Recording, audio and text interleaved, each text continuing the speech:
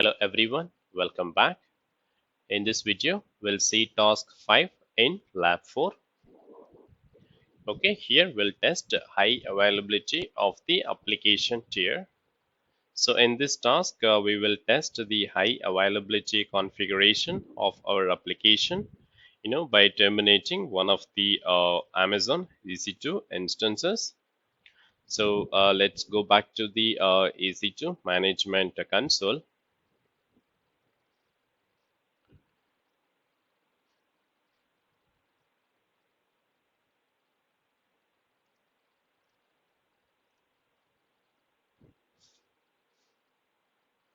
Can click on the EC2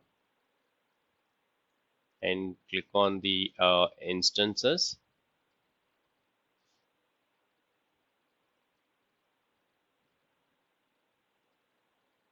Okay, so here we can see the instances are running. Now let's terminate one of the web application instance to simulate a failure. So let's choose one of the inventory app instances. For example, I'll choose the first one. Okay, which is in Southeast 2B availability zone. Okay, and click on instance state, and here you can click on terminate instance. Okay, and choose terminate. Okay, here you can see the message successfully terminated. Okay, and after a short period of time, the load balancer health check will notice that the instance is not responding and will automatically route all incoming requests to the remaining one instance only.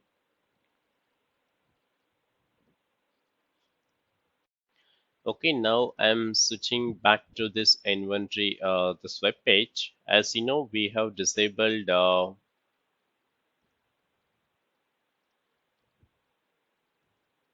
okay 2B, so it should be stays on this 2A only. So let me refresh.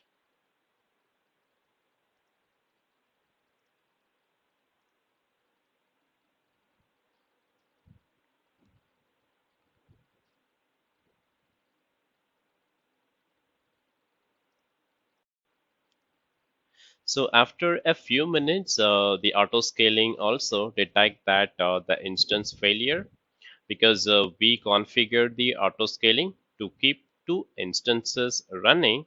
So the auto scaling will automatically launch a replacement instance. So we can go back to the EC2 instances console, and here let's refresh, and here you can see that there is one more inventory app. So this is the one which we terminated, and there is another one which we can see it is running.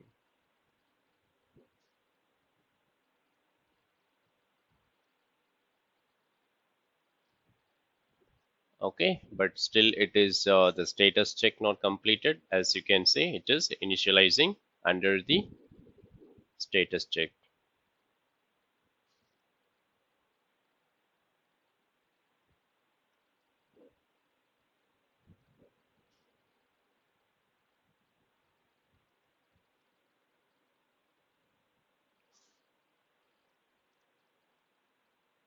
Okay, now we can see that the checks passed. Okay, so now the application is highly available.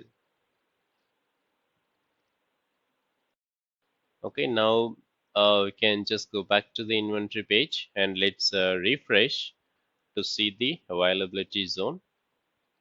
Okay, now you can see that this is changing to a different availability zone. Okay, as you can see, it is getting result from different instances.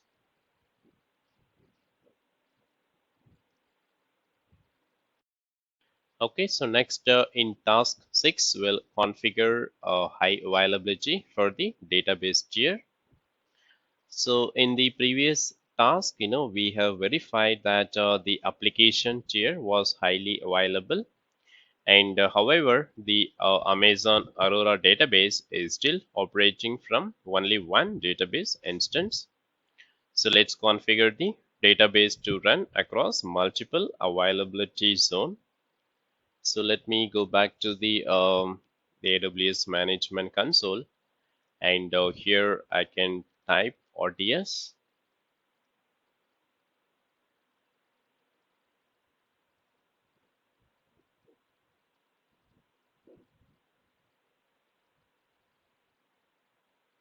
Okay, and click on the databases. Okay, and under the database DB identifier, we can choose the one which is inventory primary.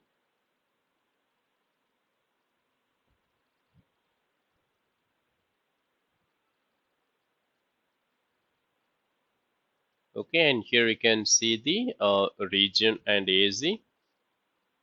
It is in AP Southeast 2B.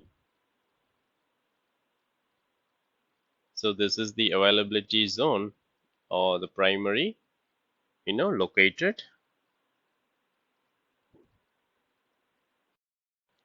Okay, so we'll create, additional instance for the database cluster for the true high availability architecture, so that the second instance must be located in an availability zone which is different from the primary instance. So as you can see, the primary instance running in AP Southeast 2B. So the second instance must be running in a different zone.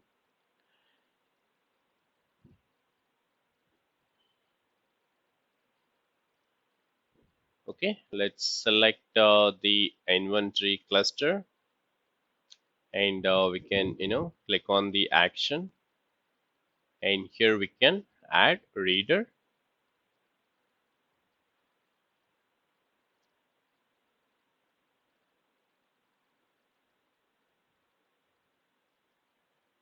Okay, so under the settings, we can configure the DB instance identifier. So I'm just putting inventory replica. Okay, and under the connectivity, okay, we can choose the second option, not publicly accessible, and the availability zone, we can choose the 2A.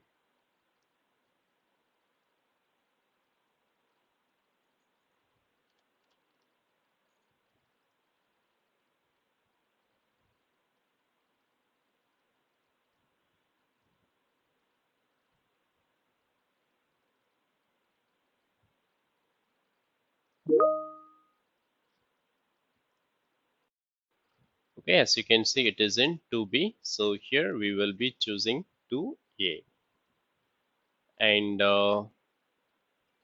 click on add reader. Okay, so now a new DB identifier named inventory replica appears on this list, and you can see the status it is creating. So this is your Aurora replica instance, and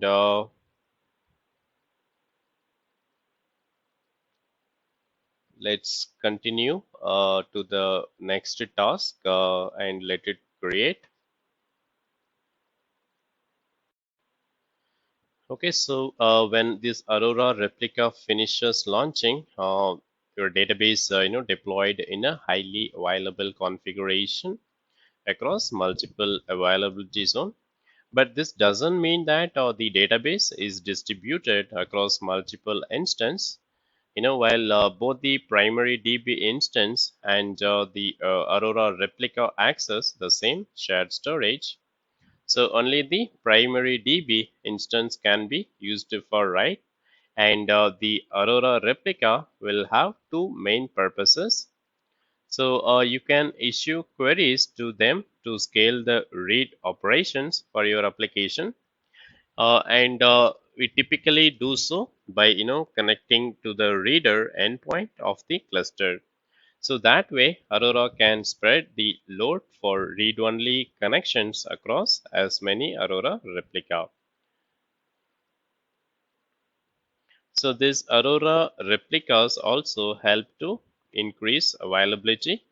If the writer instance in a cluster becomes unavailable, Aurora will automatically promote the one of the reader instance to take its place as the new writer. Okay, so that's it in this video, and I'll see you in the next. Thank you.